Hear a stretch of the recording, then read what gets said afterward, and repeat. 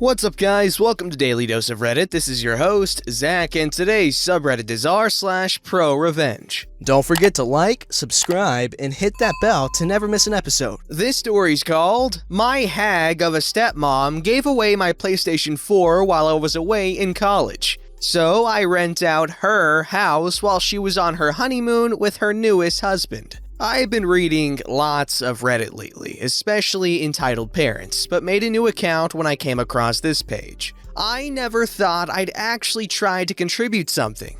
Until now, Reddit has just been my guilty morning coffee read. So here goes. I'm an only son. My mom died of ovarian cancer at only 55, 5 years ago. It broke my dad's heart. They had been together since college and were the same age, with my dad being a month older. I'm 22 and am about to graduate college with my degree in chemistry when the main events start to occur. I went to college on a full-ride scholarship. This is important later. My dad met my now stepmom when she was my mom's nurse at the hospital where she spent her final days. My stepmom, Grace, played all the right notes to gain my dad's trust. She was empathetic to him, nurturing, comforting after my mom passed. I was 17 and old enough to sense that she was just trying to weasel her way into getting my dad's resources. But it was up to my dad if he wanted to be in a relationship with her. I was in my final year of public school and had just won a scholarship to attend college out of the country the following year. My dad mourned my mom for a year, and that whole time, Grace would check in on him by phone every month or so, in my opinion, to scope out the possibility of sinking her hooks into him. After a year passed, Grace took the gloves off and went hard after my dad.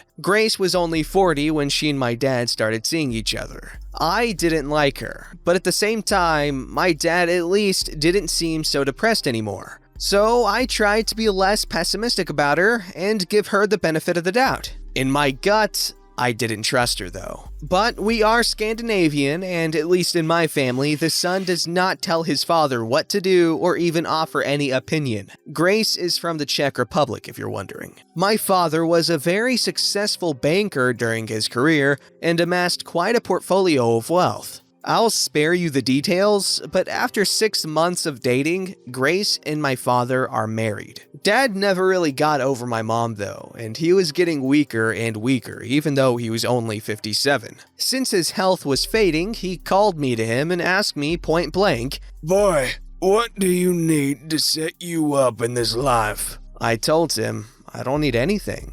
I'm a man, I can take care of myself, but what are you even talking about, Dad? You're gonna be around for decades yet. I did remind him that he had living sisters with children, my aunts and cousins. I also reminded him that I had a full scholarship to college, so don't worry about giving me any cash. He was dead only a year later at 59. I, of course, have seen lots of Hollywood movies, so I consider the conspiracy theory that maybe my dad's nurse wife poisoned him and made him sign over all of his money to her. But I really, honestly do not think that's what happened. Other relatives didn't like Grace either, but they knew my dad was totally in love with my mom and that her death utterly broke him. Well, long story short, my dad bequeathed his 5-bedroom house to me even though I wasn't expecting it and didn't ask for it. He gave a small endowment to each of his sisters and their children. He left about 80% of all of his existing money to Grace, which amounted to several hundreds of thousands of dollars. My dad ignored me because he's generous to a fault and still gave me several tens of thousands of dollars, which were of course very useful to me. Grace tried to put on a friendly front, but I could tell she was angry as hell that she didn't get my dad's house too. That belonged to me, and I had the legal papers to prove it. She was especially mad because we live in an extremely upscale and trendy location, and houses are hard to come by and easily sold for massive profit. During the first few months after my dad's death, I had the nauseating, creepy experience of knowing that Grace was trying to feel me out to see if I might be into a little relationship with her. Gross? She still stayed at the house though, because over the last 3 years, she had gotten used to living there and acting like she owned it. And even though I officially owned it, I was always away at college and only visited my dad's old house once every couple of months. And even then, it wasn't to see Grace, but to see my cousins who live just a few miles away. I downplayed the fact that it was really my house, and over the months, I think Grace gradually forgot that she really had no legal right to the house.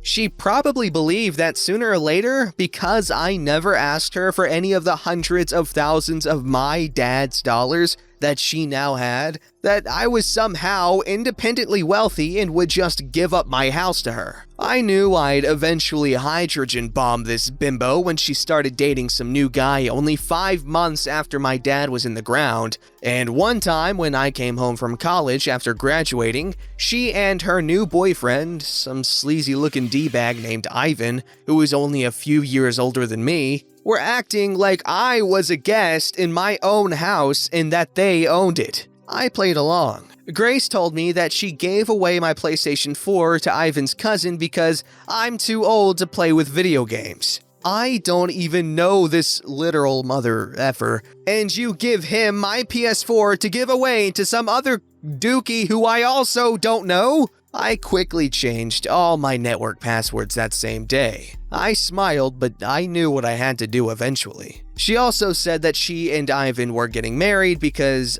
I can't just mourn your father forever. I have to move on with my life. I tell her that I graduated college and already secured employment with a local firm, and will soon find a new place to live. She looks thrilled, especially the part where it looks like I'll soon have a new place to live. Then, in a patronizing way, she tells me, "You always have a place in our house, though. You are welcome to stay whenever you please." Thanks, Grace. Really generous of you. What I really say is that I will probably have a new place in 3 months. She says that is wonderful because she intends to go to her homeland to have a wedding with Ivan and afterward have her honeymoon. She assures me it's a local affair. "Otherwise, I'd invite you, honey, and anyway, I know you're so busy." I congratulate her. She asks me if I can watch the house for her. Watch my own house? Sure. What I really say is, of course I will take care of the house. I am careful to not say your house.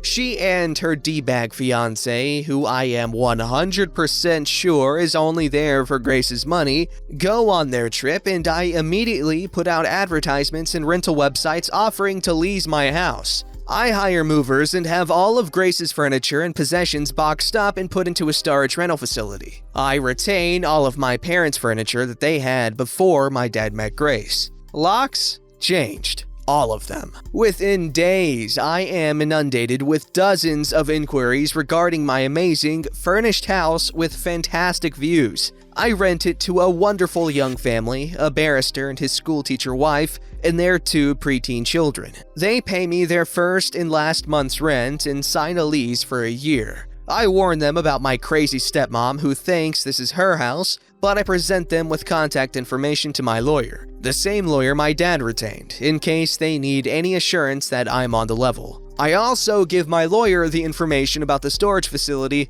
including the fact that I generously paid 4 months of storage in advance, which is a whole month longer than Grace's Czech honeymoon adventure. I then found a great apartment in the city near my new place of work. There, I met a woman in a restaurant I frequent at night after a long workday. We had been dating for 6 months now and are engaged to be married. Grace, of course, tried to shriek and cause trouble when she realized she got kicked out of my house, but my lawyer quickly shut her mouth without my having to ever speak to her garbage face again. From what I hear, her and her trash husband left the country, and I assume they're blowing through my dad's money, and will soon be broke like chavs usually become when they taste a little bit of what they think is the good life. So maybe Grace will go and try to exploit some other lonely man into giving her his money. Speaking of money, the house that I rent out is generating so much money that I not only am able to help pay for my cousin's college, but I moved into a larger apartment of my own together with my fiancé. I love my job, but really, I could survive solely on renting my dad's old house. Okay, I'm not trying to downplay your dad's death. That is a horrible thing, and obviously that is something you should be sad about. However, he set you up really good. And it was really funny that you mentioned that the whole poisoning, the stepmom poisoning your dad to get money thing, that whole trope. Because that's exactly what I was thinking as I was reading it. I was like, is this woman poisoning him? But no, that's horrible to lose both your parents in such rapid succession. And it also must have been really rough watching your father's health deteriorating. Yeah, that just sucks.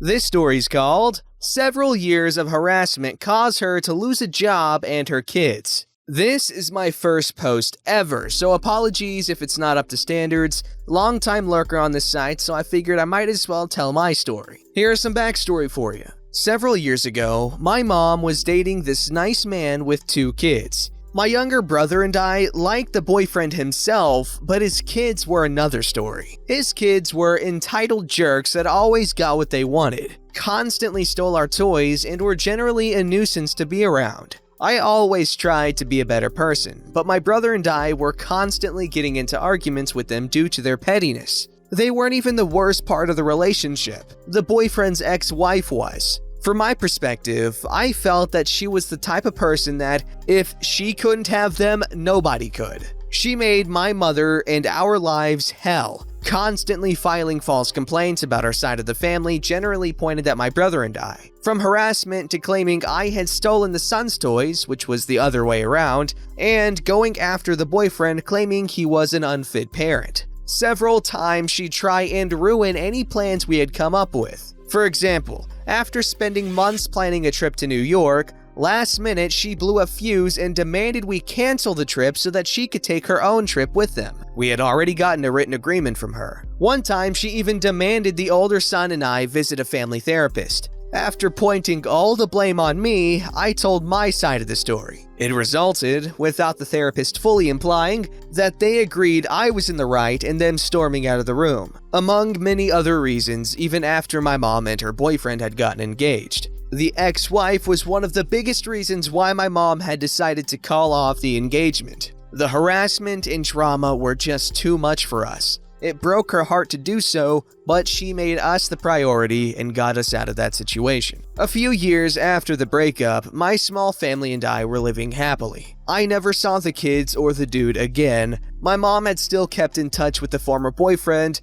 but after some time apart, she's seen the faults in him too. I was in the 8th grade and living life happily. That was until the ex-wife stepped into gym class one day. Apparently, since the breakup, she had gotten her teaching degree and became a substitute teacher. She was now replacing our normal gym teacher who was on maternity leave, as well as acting as the assistant teacher for our health and sex ed class. Basically, I now had to see her pretty much every day for the rest of the school year. At first, she didn't recognize me. Puberty had hit me hard, changing my appearance drastically, especially for someone who hadn't seen me in like 5 years. Eventually, she recognized my name, and that's when the harassment began anew. All of it was snide remarks about my appearance, constantly pointing me out as an example as to what puberty can negatively do to you. Pimples, facial hair, voice cracking, that sort of stuff. To the class as if I was the only one dealing with it. The main health teacher didn't know about it either. Basically, everyone in the 8th grade was taking sex ed at the same time. It was technically one extremely large class, but split up into male and female groups.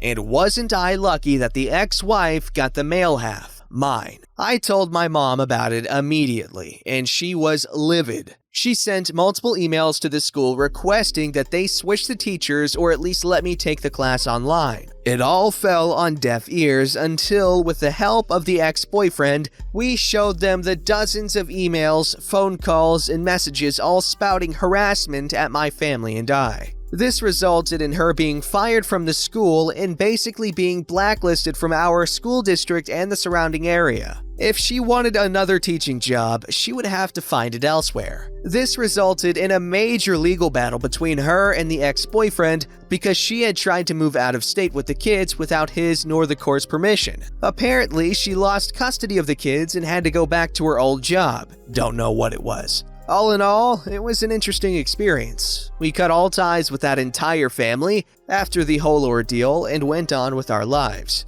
I'm now a sophomore in college, waiting out the lockdown in my state. While my mom still hasn't had a long-term relationship since then, mostly sticking to online dating. One of them turned out to be a kid diddler, but that's a story for another day. But she's happier than she's been in a long time. Yeah, I'm sure she's real happy.